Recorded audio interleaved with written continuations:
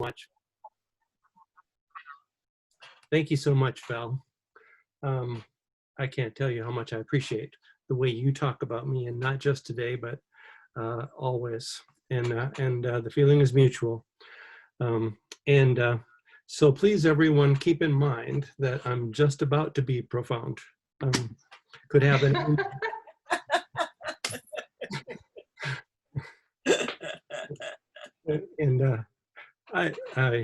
and this morning I talked about trauma-informed practice and how we could tune our writing workshop with trauma-informed practices, and how if we did that, we achieved two things, and probably several things, but two fundamental things. And one is we begin to heal the trauma in the room. But the other is we enact the best practices for everyone. Every student in the room has experienced trauma. Every student in the room needs safety underneath their sharing of writing. It's just that some students need it more urgently than others. And so I think sometimes people think I'm going to have to give up high expectations or alter my path in order to take care of these students who have experienced trauma. And it's true, we might need to pause and take care of each other in other ways. But in writing workshop, a lot of this just can occur naturally and in the flow if we just tune our workshop so that we're expecting it and so that our workshop speaks to it. Something that I said there was that writing workshop can be a natural place for the sharing and the unpacking and the reflecting on trauma that students need in order to begin to heal. But I said three things were necessary for that to happen. And one is teachers need to explicitly invite students to write about those kinds of difficult topics. And the invitation needs to be subtle enough and comfortable enough so that it is an invitation and not a requirement. The second thing is there needs to be an underlayer of kindness and safety in the room so that they know that when they share and when they share topics with some risk, they'll be safe. And the third thing is, if we want to be an effective teacher who's doing this, we probably need to share first. Brene Brown, who is really good on trauma, by the way, she talks about how her line is vulnerability leads to connection. And in short, for teaching, what that means, I think, is the teacher sharing her or his difficult, sad, sorrowful, not necessarily image building topics is what gives the students permission to do that. So often the teacher needs to go first, and it's very helpful if we know that. We're not just waiting for them. So today, actually, we're going to be doing life maps together, and it's a very, and so we're, as Jordan and Jess were presenting, in which, by the way, I totally enjoyed and appreciated that presentation, and I agreed that the visual mapping brought out values and issues, I'd like to talk more about those, but anyway, I really appreciated that, and if I titled mine differently, we would have known we were going to continue mapping. But anyway, we are continuing mapping, and we're going to do life maps together. And it's a very common topic, actually. I sometimes say to a group of teachers, this is my most tried and true activity. But the word "my" is not quite right, because how many books have some kinds of visual mapping in order to get to topics? Many books. I can think of Linda Reef's Seeking Diversity, which has a chronological timeline where the positive events are above and the negative events are below the timeline. And I can think of Georgia Hurd's Heart Map, mapping the issues of your heart. And I can think of Ralph Fletcher's Marshfield Memories and so forth. And mine is drawn most directly from a book called Inside Out by Kirby and Liner, and they call it life maps, and mine isn't exactly like theirs, but anyway, it's commonly known. But one of the reasons I bring that up is because I think it is often done as a fun activity, or as a fun activity that might lead to one writing topic, but I think it can be so much more important, and especially as it relates to trauma and trauma healing. So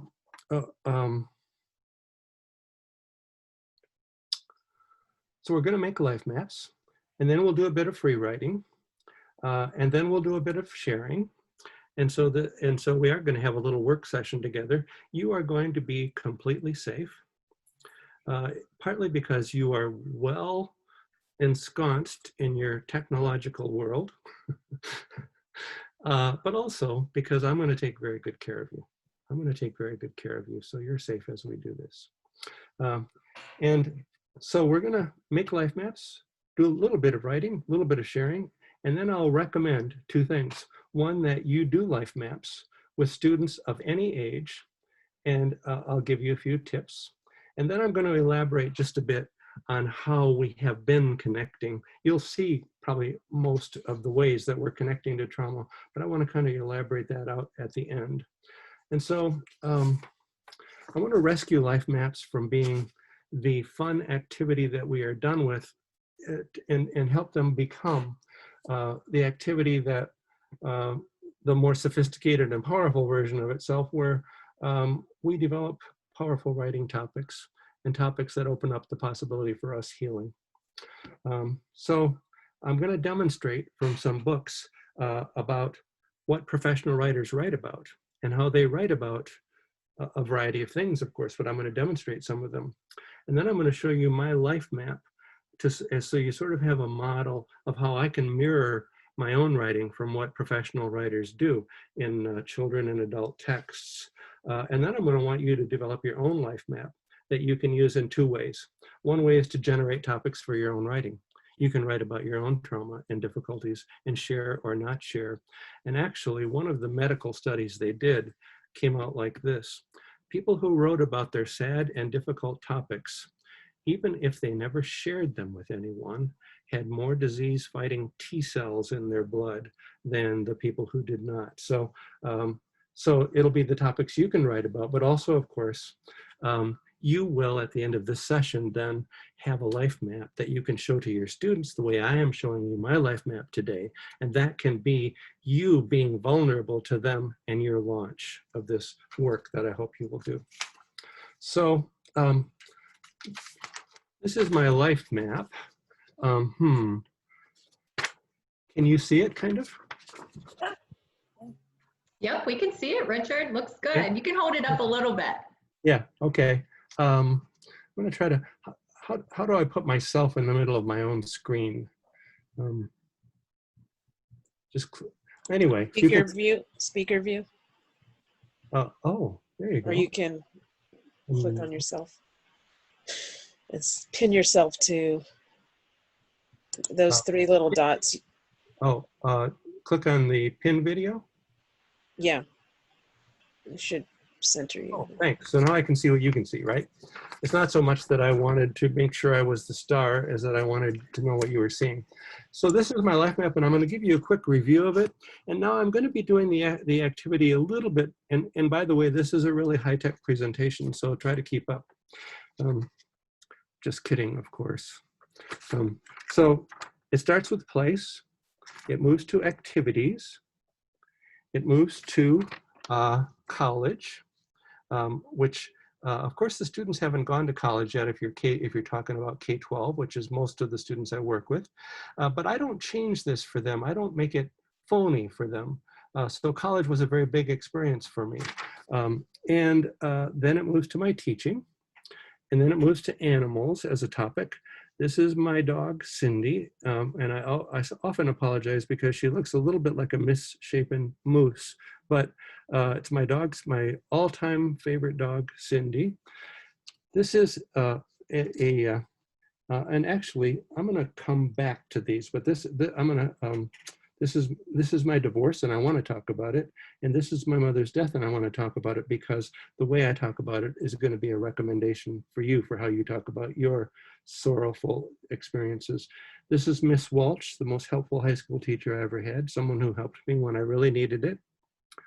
And this is Scott Mubarak and me. And that represents a time when there was a difference between people, but it was good. The difference was a good thing, and it became a good thing. And the difference was a contribution as opposed to an obstacle. And I think it's important to tell stories of when two people or two groups of people were different, but the difference became a good thing and an enriching thing and was not an obstacle. And you know the reasons why. That's the lesson our society needs to learn. So, and this is Scott Mubarak. And I guess I think I'm going to go ahead and tell you this the way I was a moment ago before I stopped with the animals. So I'm going to walk through the ending here. So when I present this, you're going to have a chance to make your own life map in a minute, and I'm going to coach you and so forth. And I'm doing this a little, like I say, a little different from the way I do it with students, but I usually do have my map made in advance, and it usually has these 10 items on it. So anyway, animals are very important. This is my divorce. I have a divorce in my life. I have children. I love my children dearly. I think about that divorce because a divorce represents a broken promise. You have promised something and you didn't keep that promise. And I think about that divorce because I know it hurt my children. And I have worked very hard to love my children so well that we can work toward recovery. And as you look at me, you can tell I'm a bit older. And I say this to the children. As you look at me, you can see I'm a bit older. And you might guess that my mother and father have passed on, and indeed they have. We can tell stories about those people. And so we're saying that this is my mother's coffin with a little cross over it. Then I've already talked to you about these last two little sketches. And so if you're already working on your life map because you can't resist, that's okay. But what you need to be doing is just really little quick sketches, and you're allowed to label. No fair doing good art. These are not illustrations, but you'll need a piece of paper soon if you haven't already gotten one. And if you didn't start yet, that's fine. So I want to back up now or go sideways because I generate each of these topics with the students with a little stack of books. I have a whole little stack of books for each of these topics, activities, and so forth. Now, if I did that with you today that way, I'd still be showing you books and talking about things at the end of our 45 minutes. But I'm going to do that with place. I'm going to just show you how it works. So this is what I probably did a very short time ago with the children. I said to them, today we're going to see an important question about writing is, where do we get our topics? And where do our best topics come from? And often you find if you look in a bookstore or if you read writers and then you read about writers, you find out that a lot of their topics come from their own life. They've either experienced something very much like that, or they've been so close that they could observe it, or sometimes writers write about something that they haven't experienced, but they travel to experience it so that they can write about it. So one of the things that is commonly written about, many important books are written about it, is places. I'm going to just show you 4 books about places. This book is called Up North at the Cabin. It's about a little girl who is so lucky that she has grandparents up north on a lake, and she goes to visit them where they fish and canoe and so forth and water ski. And so the Up North at the Cabin is her place. This book is called Owl Moon. And Owl Moon is about a variety of things. Maybe most of all, it's about a little girl and her father. But it is also about a special place in the woods where they can go to see an owl on a fully moonlit night. So Owl Moon is about a special place in the woods. This book is called Habibi. Habibi is the Arab word for my love. And usually it's used for family members or a very close friend, like it can be, in this case, the father uses the word to talk about his children. And the book is about, and the book is written by a Palestinian American named Naomi Shihab Nye. The book is about a little girl who's in 7th grade, and she has to move from St. Louis, where she has always lived, to Palestine, where her father was born. And it's a very difficult and challenging thing. And so sometimes stories about place are a difficult and challenging story where you had to leave a place or something like that. And in this case, she gets to Palestine and it turns out to be beautiful. And she realizes she's going to love it there. So, and this is a book Brown Girl Dreaming by Jacqueline Woodson, which is very place-oriented. It's about a lot of different things too. It's about their family relationships and so forth. And it's a National Book Award winner, which is just about as big a prize as a book can possibly get. And in this book, the little girl, and actually this happened to Jacqueline Woodson, is she had to move from South Carolina to New York City. Her father was working in New York City and the family moved there, but her grandmother stayed in South Carolina. And her mother was really kind of struggling with the move, and the little girl was fearful about the move.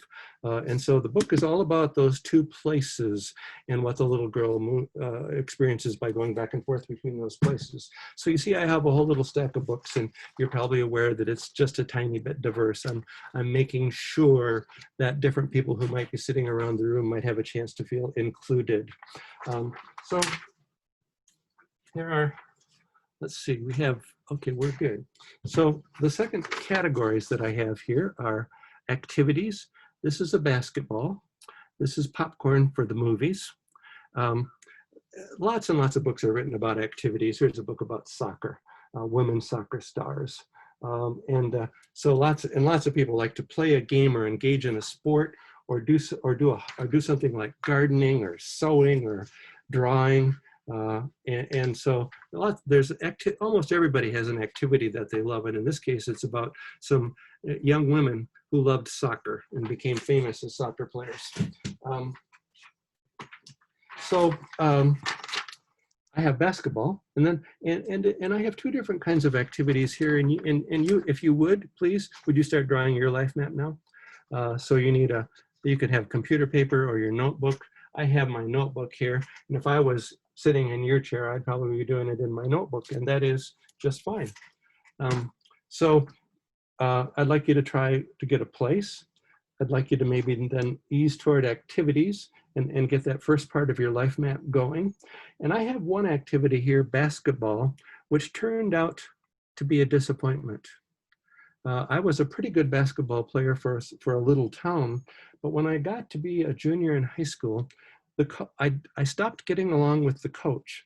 And it wasn't because, if you know me, you probably know it wasn't because I said bad things to him or anything, but he was the kind of coach who, when I made a little mistake, he would jerk me right out of the game. And I think he thought that I would improve, but actually I just got more and more nervous and my basketball career kind of collapsed. So sometimes activities can be disappointing and frustrating and a big challenge. Now, I just love movies. I've always loved movies, and there's nothing troubling about them to me. It's just an activity I love. And so then next to that, I have the Black Hills of South Dakota, which is, of course, to them, you could say it's school. And here are two books about school. Thank You, Mr. Faulker is about a teacher who helped a little girl when she very badly needed it. She was struggling as a reader, and kids were making fun of her, and a new teacher came. His name was Mr. Faulker, and Mr. Faulker protected her from the bullies and said, he said to her, "I promise you, I'm going to help you become a reader." So here's a book about a teacher, and I bet you could put a teacher in that spot. I'm talking to you as if I'm talking to the children now. You could put a teacher in that spot. And here's a book called Bully, and actually it's by the same author, Patricia Polacco. She writes quite a bit about school. And this is a book about that issue that came up in the other book about bullying, where people are mean to people. And I would say bullying is something that people do when they find a way to get some power over someone and when they're not nice. So if people get power over somebody's Facebook, or if people get power over somebody at school, or if people know a secret about somebody and they are mean about it, then that can become bullying. And it's a very big and important question. And so it's a bad thing that happens at school. So you might have a thing at school that's troubling and difficult. So now here's teaching, and you haven't become a teacher yet if you're a K-12 student, but we know that you know a teacher. And what you could put in there if you want to is just, for me, becoming a teacher was a challenging thing, and it involved a lot of hard work. Is there something for you that was a challenging thing to learn or that involved a lot of hard work? What is there in your life that involved a lot of hard work? And then the next thing is animals. If you could now.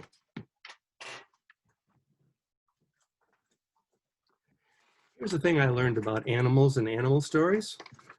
There's millions of them.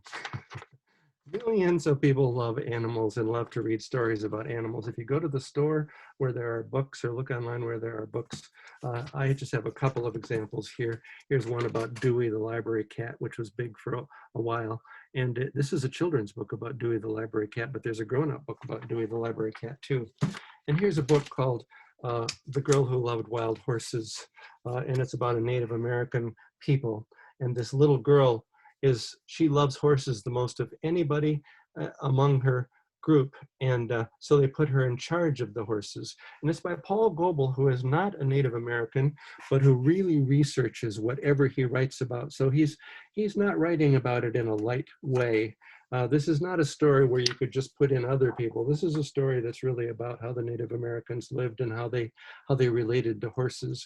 And it doesn't say what people this is exactly about, but whenever I read it, I always wonder if it's about the Blackfoot people who lived first in the Great Lakes, and then out in Montana, because the Blackfoot people were really good with horses and they were very proud of their horsemanship. They hunted buffalo on horses, and even today, I had a Blackfoot friend, and she ran horses at the rodeo. She did horse tricks at the rodeo. So anyway, and it's beautifully illustrated. And so this is about loving horses. So if you have a story with an animal, you can put that in there. But you know what? Not everybody is an animal person. If you don't have something, that's okay. So now I've talked through these last parts. And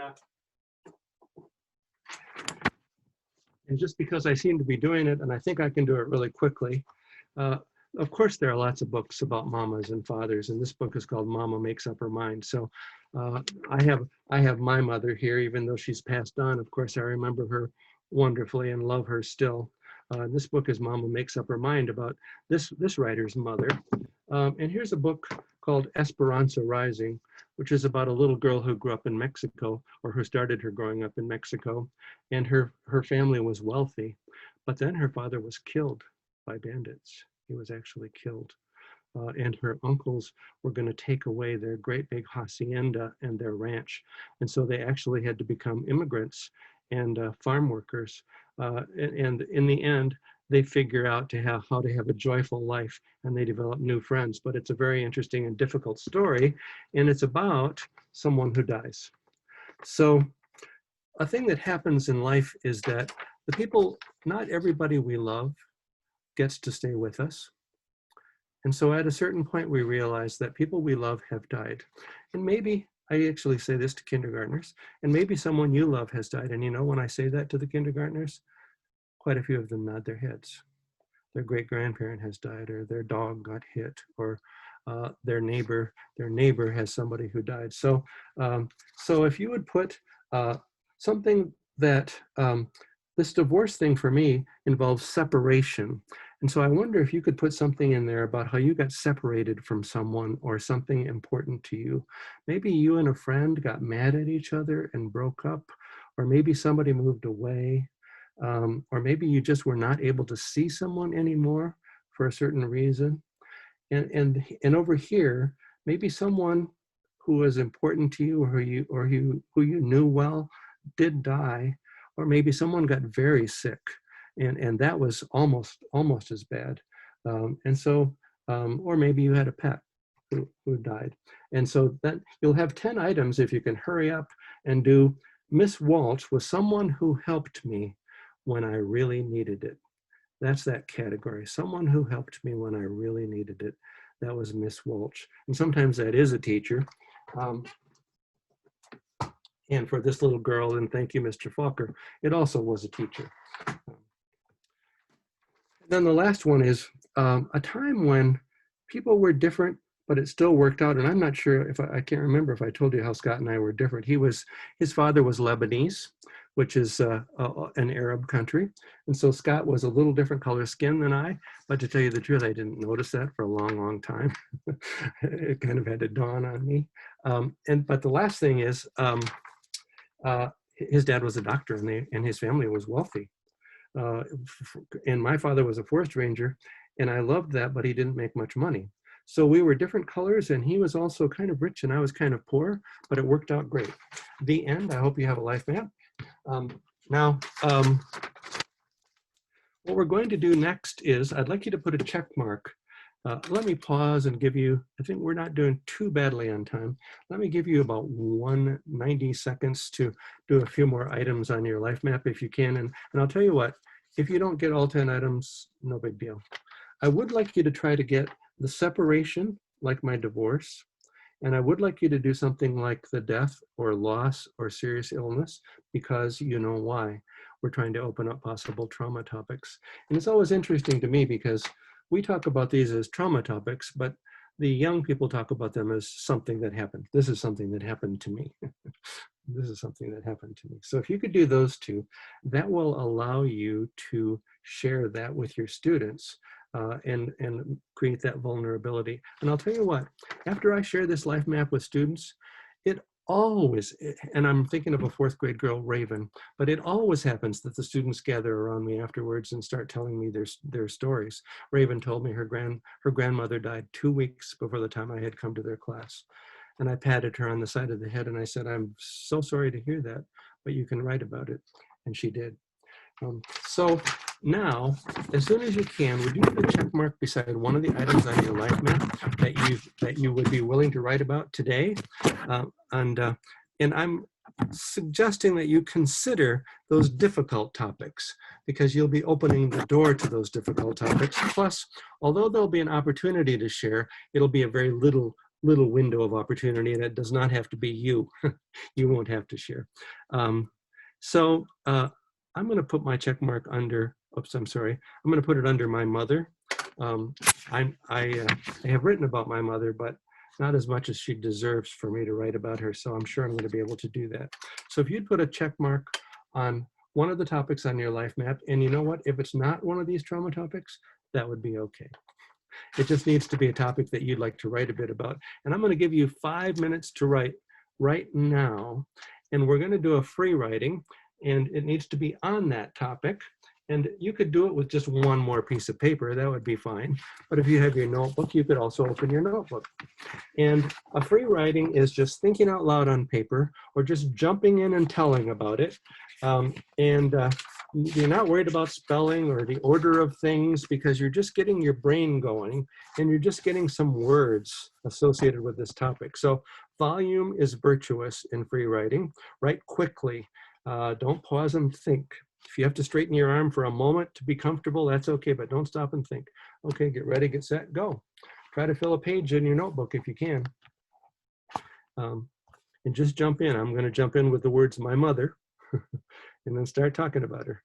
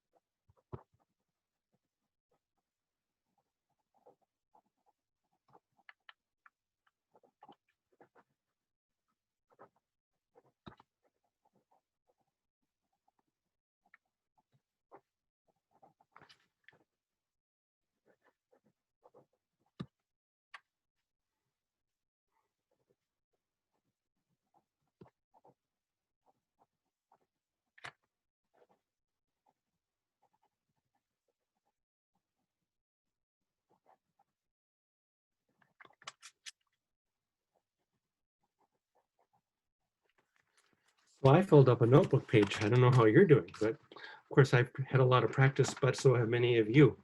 If you would try to bring your writing to a close, if you just need to write 2 more sentences, go ahead. But otherwise, try to bring your writing to a close. And I want to do 2 kinds of sharing that I do with students at this point. And one kind of sharing is, we actually go all the way around the room with this because, of course, we have more than one day to work on the life map and more than 45 minutes. And 45 minutes is a wonderful amount of time, but we can do other things, of course, if we have other days. So here's the first kind of sharing. So if I could call you back now, if you could try even harder to come to a close on your free write. This is how we're sharing. And maybe about 3 people could do this after I do it. Try to think about, maybe you're going to be brave. So you would have to unmute yourself and visualize yourself. So here's how we're sharing. I'm holding this up and I'm saying, this is my life map. And I'm writing about my mother. Now, if you were sitting way across the room from me, it practically would be irrelevant that I'm holding my life map up because you couldn't see it well. But you know what? We're not worrying about that. We're just holding it up and saying, this is my life map. And we're pointing to one spot on it. Could I get about 3 or 4 people to do that quickly? This is my life, hold it up in front of you, and this is my life map, and I'm writing about. This is my life map. And I'm writing about my father passed away when I was 7. Thank you very much. A few more. About 3 more. Go ahead. This is my life map, and I'm writing about my friend and I, how we are good but different. Thank you. 2 more. This is my life map, and I'm writing about a teacher that I lost. Thank you. This is my life map. I'm going to write about doodling during class. Okay, thank you. Thank you very much.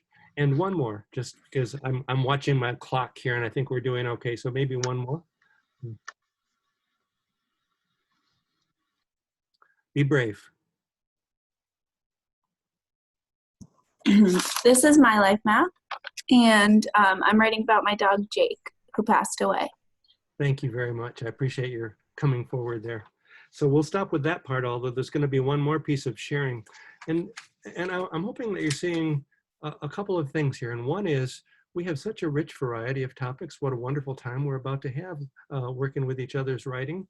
And I'm hoping that you're seeing that we are starting to learn important things about each other. Donald Graves says, you're not ready to teach a student until you know 10 things about that student. And you have just told me, and of course I'm going to take good care of what you told me, but you have just told me something important about you, haven't you? And so I'm now beginning, and you've told it to our class. And so we're going to be able to take care of you better as we know more and more of these things. We're going to be able to be a more caring and a trauma healing group just because of that. Is there one person who could read their free write to us? We have time for at least that. I know it, and the way we're going to respond is just by telling you, you will have finished reading it, and we'll say, I remember this part, I remember this part, I find this interesting. We'll just do a tiny bit of that. We're not going to critique it or anything like that. It's not ready for critique, is it? So do we have a person who would bravely share their free write? And I always say, even to students, I don't know why, when I say this to a group of people, and we've just gotten together maybe for the first time, I'm not sure why I think somebody is about to do that, but they always do. So hopefully one of you will. I'll read mine if you want, Richard. That'd be great, thank you. So mine was about my friend and I, good and different. Great. So Beth and I were the best of friends. We were both the same age and same grade in school, and we were in the school band, which just happened to be directed by her dad. We were his Kool-Aid gang. I went in their house, 2 college-educated professional parents, beautiful, a huge piano. We ate foods I'd never had before, but really liked, like crab and mussels. At home, we just had fish on Fridays, and it was never fresh. Fish sticks. Cod maybe on a special day, Christmas Eve. We were a meat and potatoes kind of house, blue collar parents who moved into this house right before I was born. $8,000. They didn't buy the brick one in the country that was $12,000. Too much. Beth and I didn't care about any of that though. We loved music and horses and telling stories. And that's as far as I got. Thank you so very much, Carol, for sharing that.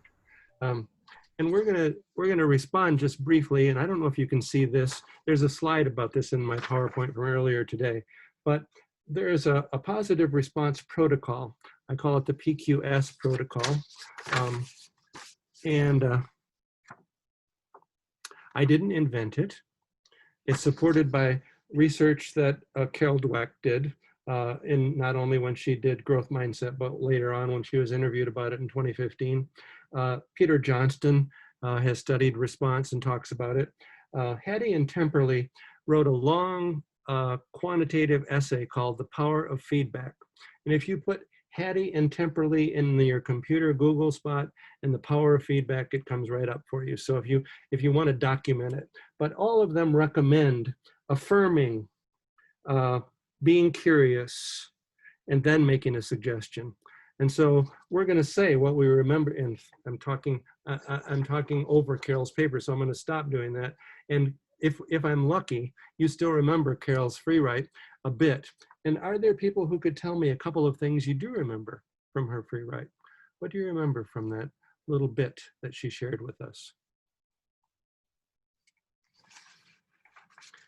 And this is actually hard to do. It's hard. Go ahead. The $8,000 house. Thank you. I remember the she was talking about the different kinds of food she was eating, and it brought me to like the sensory details of the smells and what that would look like being in that space with all this seafood or those kinds of things. Do some of us remember what that food was? Mussels and Fish sticks. and fish sticks. So yeah. Isn't that fun? The contrast. And does somebody remember something else? I remember the Kool-Aid gang. Yes. Thank you. And maybe, go ahead. Oh, I'm sorry. I was just going to say they were in the band together, and her friend's father was the band director. Yep, we're doing a good job of remembering. And sometimes the students don't do this good of a job immediately, but I'll say to them, we're practicing doing this. It's okay. It's hard work to remember what somebody said aloud.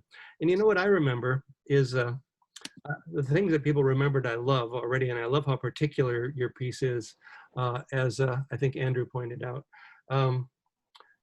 But they were rich and you were not rich.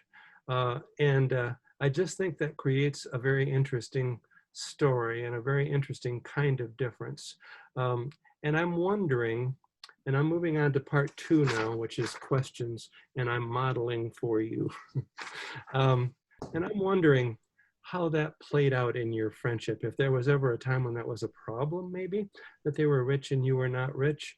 And I'm wondering if, and I'm knowing already from your short free write that you became wonderful friends, but I'm wondering if there's a wonderful moment you might be going to tell us about that maybe was almost like the best part of this friendship. I'm kind of wondering if there was such a moment, or I'm wondering what your favorite thing between you two ultimately was. And so, thank you. It would be so fun to share more, but I'm presenting to you. I need to find page 5 here, and here it is. I'm presenting to you how I would to them, so that we're getting ready to do part 1 and part 2. Part 2 is, what are you curious about? What are you confused about? So what have we done in this kind of hasty life map and free write? This is what I think we've done. You now have a life map you can use to demonstrate for your students, to help them get topics and get started with important writing. And you have a situation where you are inviting them to share their trauma experiences, but you're not requiring them to share their trauma experiences. They can move to different parts of the life map, and I wouldn't herd them toward their trauma. I did you. I kind of pushed you toward your trauma, but I wouldn't be pushing them. They could choose their successes and joys, and I would be just as happy. So it's choice, not narrowing down. when you share your topic and what you have a life map, and when you share your topics first, you're fulfilling that guideline of being vulnerable first. And you're also giving them permission. They don't know that it's okay to write about their difficulties and their sadnesses. They're not sure that belongs in school. But by sharing yours, you're telling them, yes, you can bring that to school. And 3, you have begun to build a safe and powerful helping classroom by using the PQS protocol. They're learning already that they're going to be safe when they share these things. So there's an underlayer of affirmation that's going to come to them. And by sharing your life map and holding it right up, especially if it looks like mine, you're showing really rough little sketches that I think you might say no one would be proud of. And you're clearing for them that it's okay to do rough pieces of work and rough drafts and beginnings that have errors and mistakes in them, because you know and I know as teachers that's how learning needs to proceed, and that's how creativity is unlocked. But they don't know that it's okay to do that. They don't know that it's okay to be that rough and sketchy. So we've accomplished all that in this short time, and you can accomplish it with them. And the life map can be played out over quite a bit of time if you wish, because it has a bunch of rich topics on it. And maybe you could even go back and forth. A friend of mine, Elizabeth Dutra, wrote a book called The Vulnerable Heart of Literacy. And in there they have topics that they call lemonade, which is topics of delight and joy, and topics that are lemons, which are like the topics of difficulty and sadness. And they kind of go back and forth between those topics.